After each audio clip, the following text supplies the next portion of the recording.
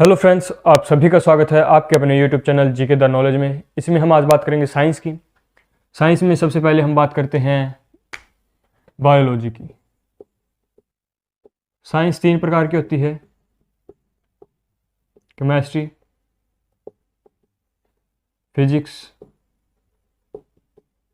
और बायोलॉजी। इसमें हम बात करेंगे बायोलॉजी की।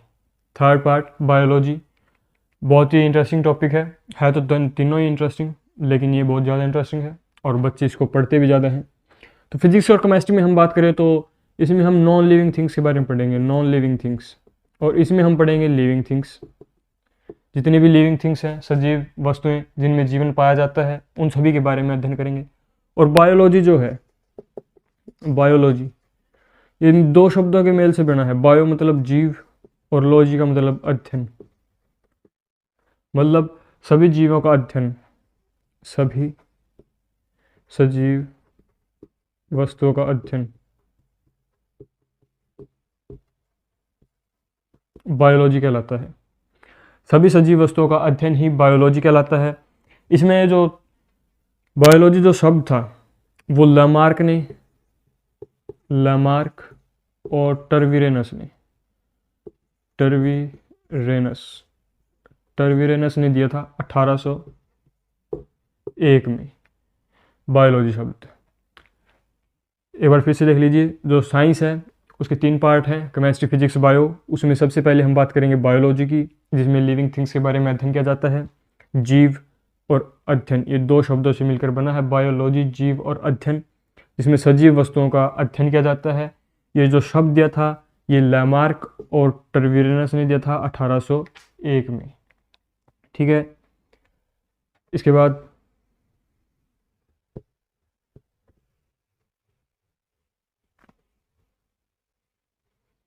इसके सब पार्ट जो बायोलॉजी है, बायोलॉजी इसके सब पार्ट्स हैं दो ब्रांच है कह सकते हैं। एक है बॉटनी और दूसरा है जूलॉजी। ये दोनों इसके पार्ट है बायोलॉजी के। बायोलॉजी में हम पढ़ते हैं सभी सजीव वस्तुओं का। अब इनको अलग अलग डिफाइन करना पड़ता है कौन सा किसमें, तो इसलिए दो इसके सब पार्ट बनाए गए थे, बॉटनी और जूलॉजी। बॉटनी में हम पढ़ते हैं पेड़ पौधों के अध्ययन के बारे में, पेड़ पौधों का अध्ययन, पेड़ पौधों का अध्ययन किया जाता है। करीबन 5 लाख प्रजातियों का अध्ययन किया जाता है। 5 लाख, करीबन 5 लाख प्रजातियां आती है। और जूलॉजी में हम पढ़ते हैं जीवों का अध्ययन, जीव जंतुओं का।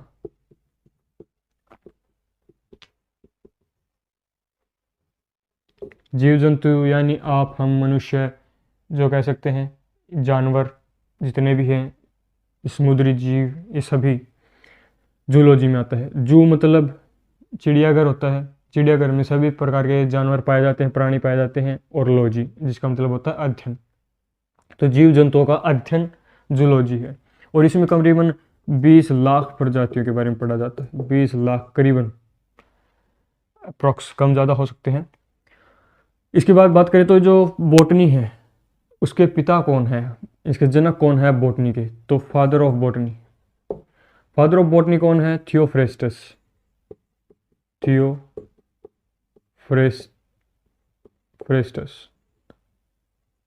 थियोफ्रेस्टस जो हैं इसके पिता हैं बॉटनी के। इन्होंने सबसे पहले बताया था बॉटनी के बारे में, इनको पिता कहा जाता है बॉटनी का। और जो थियोफ्रेस्टस तो फादर ऑफ बॉटनी है, लेकिन जो मॉडर्न है, मॉडर्न फादर ऑफ बॉटनी, जो मॉडर्न फादर हैं उनका नाम है बोहिन। इन्होंने और अच्छे से जानकारी प्रदान की, मतलब और ज़्यादा पढ़ा, समझा, देखा और फिर उसके बारे में और डिफाइन किया। तो मॉडर्न जो फादर कहा गया है वो बोहिन को कहा गया है। अब बात करते हैं जूलॉजी।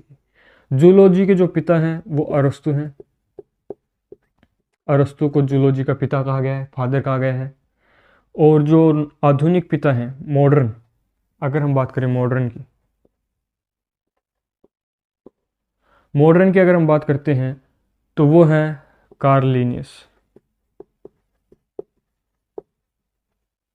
कार्लिनियस जो है आधुनिक पिता हैं जूलॉजी के। और जो बायोलॉजी के पिता भी कौन है? अरस्तु हैं। अरस्तु ही बायोलॉजी के पिता हैं। तो इसके बायोलॉजी के दो सब पार्ट हैं, एक बॉटनी, एक जूलॉजी, जिसमें बॉटनी में हम पेड़ पौधों के बारे में पढ़ते हैं, इसके अंदर करीबन 5 लाख प्रजातियों के बारे में पढ़ा जाता है। दूसरा है जूलॉजी, जिसमें हम जीव जंतुओं के बारे में पढ़ते हैं।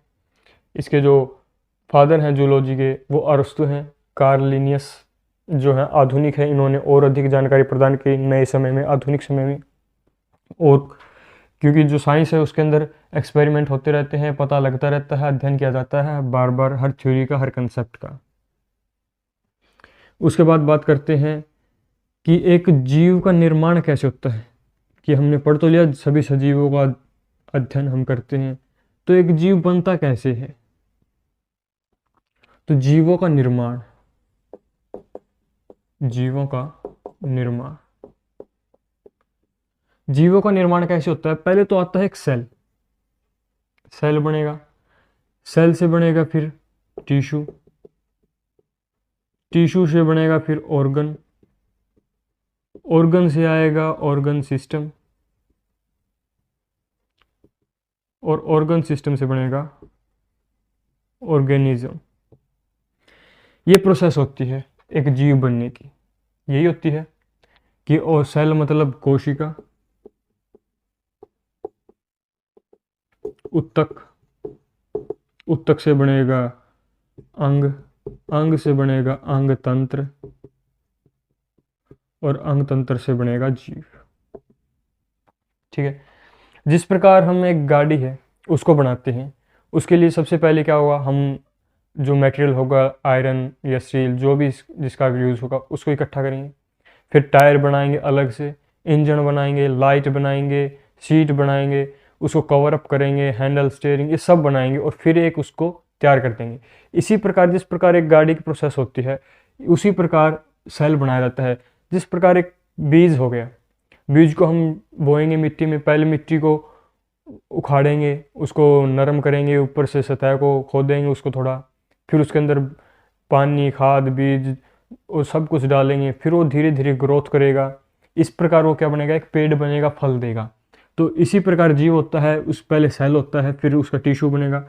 जो समान सेल होते हैं, similar cell, similar cell, similar सेलों से मिलकर बनते हैं टिश्यू, और सिमिलर टिश्यू से मिलकर बनते हैं ऑर्गन, और डिफरेंट ऑर्गन से,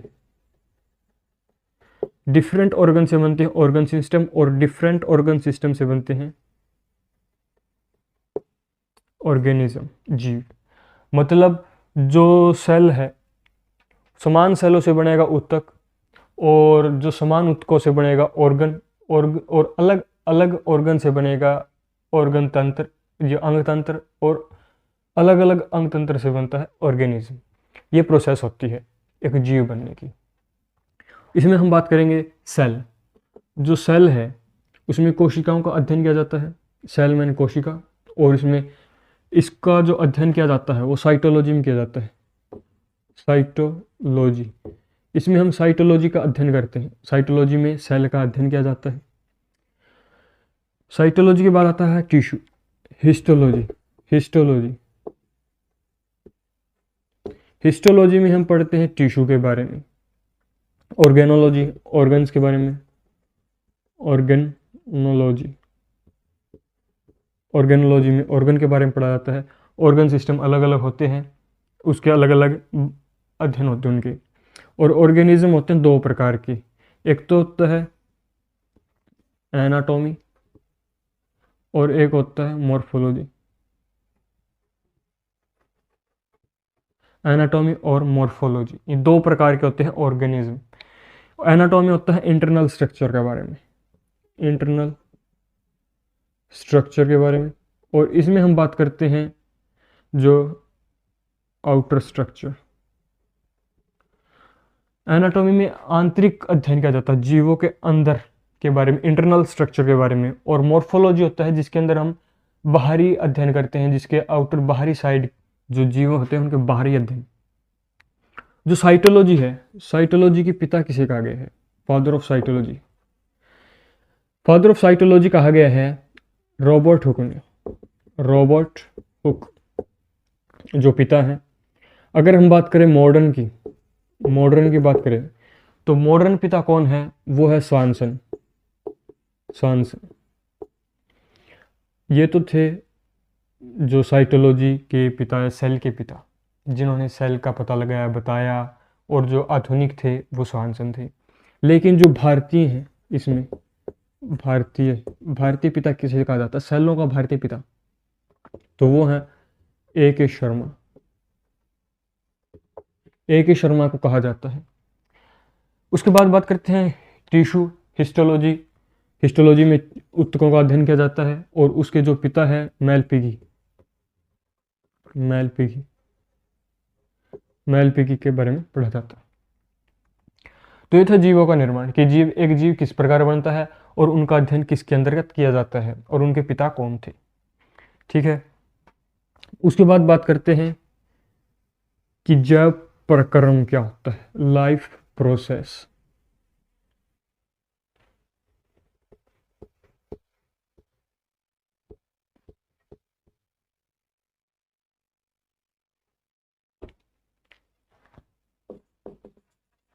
लाइफ प्रोसेस या कह सकते हैं जैव प्रक्रम।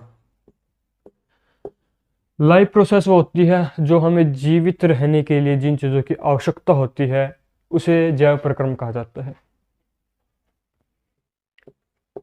जीवित रहने के लिए जिन चीज़ों की